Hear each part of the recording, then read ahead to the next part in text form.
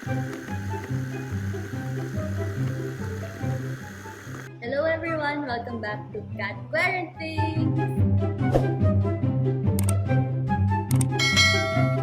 For this Quaranthings, i-attempt kong gawin yung favorite cookies ko na ginagawa ng pinsan ko. Hi Ate Paige! Thank you sa recipe na nakuha sa Tasty BuzzFeed.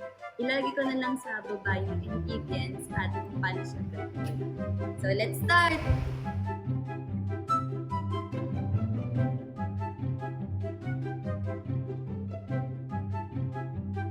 Voice over. What I did first is put a half a cup of granulated sugar or white sugar.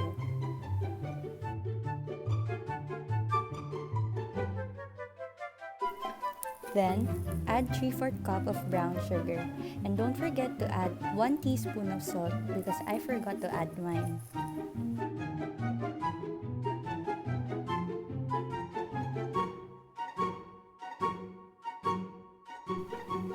Then, add 1 stick of unsalted butter.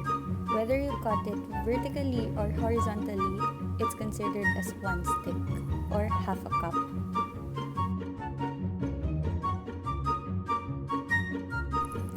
Then, add 1 egg. I added 2 because my egg was too small. Then, add in 1 teaspoon of vanilla extract. Then, add in 1 1/4 cups of all-purpose flour.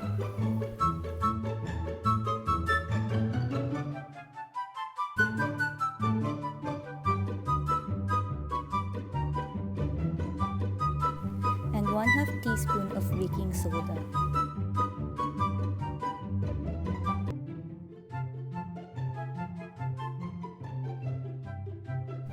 Then, add in 4 ounces of your preferred semi-sweet chocolate chunks and 4 ounces of your preferred dark chocolate chunks.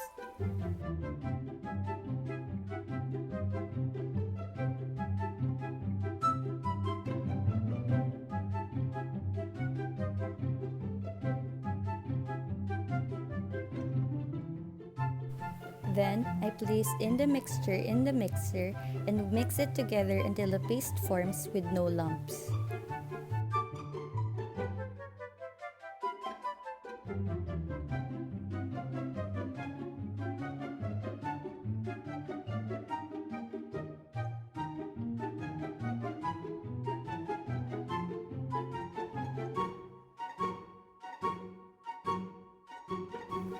Then, I covered the mixture with a cling wrap and placed it in the refrigerator for at least 30 minutes. And don't forget to preheat your oven to 350 Fahrenheit while waiting.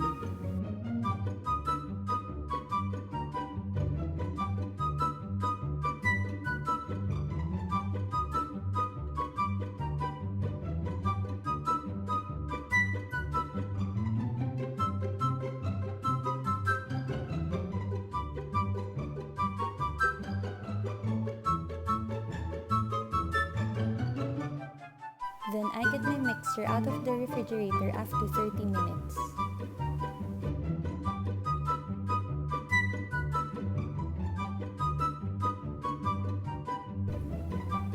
Then line a baking sheet with parchment paper. Then scoop the dough with an ice cream scoop onto a parchment paper lined baking sheet.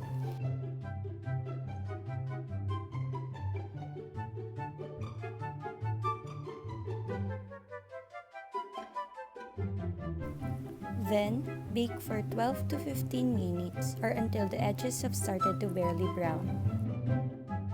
And I just did the same procedure to the other dough.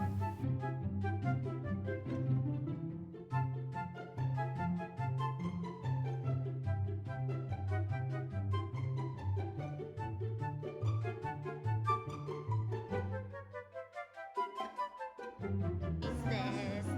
Dito ka kumuha. Tikman na. Lakihan mo yung kagat mo. Wes.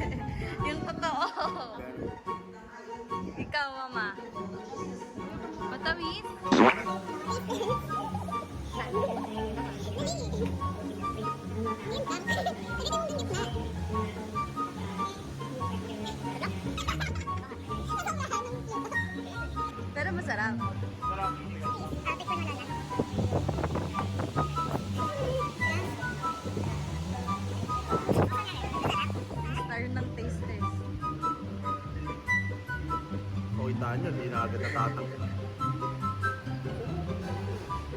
Lutong, masarap. Pangataya ha? Wow! Kapag ako yung gumawa, masarap. Pati ikaw gumawa. Ang lasa hanggang gitna. Hindi maharap? Ang sama ng ugali mo. Hindi maharap? Pero naubos mo na. Nahanap ko yung ano eh. Ano? Ay, isa pa. Yung ano, hinahanap ko. Isa pa. Tamis ng nakaraan. Ah. And that's it for this vlog sa aking cat Quaranthings. So, kung i-rate ko siya, siguro i-rate ko na 8 out of 10. Kasi, guys, hindi ako baker, wala akong experience sa baking, first time ko mag-bake. So, not bad. Matigas daw yung labas. Hindi ko masabing matigas. Siguro, crunchy. May crunch yung labas, tas yung gitna, chewy. So, hindi ko alam kung tama yun or hindi. Pero, let me know anong mali ko dun. Or dahil sa dalawang itlog. Feeling ko dinalawa ko siyang itlog kasi ang liit ng itlog. So, ayun. Let me know, guys, kung may gusto pa kayong i-suggest na gawin ko, lagay niyo lang sa comment section. Don't forget to subscribe. Catch you later!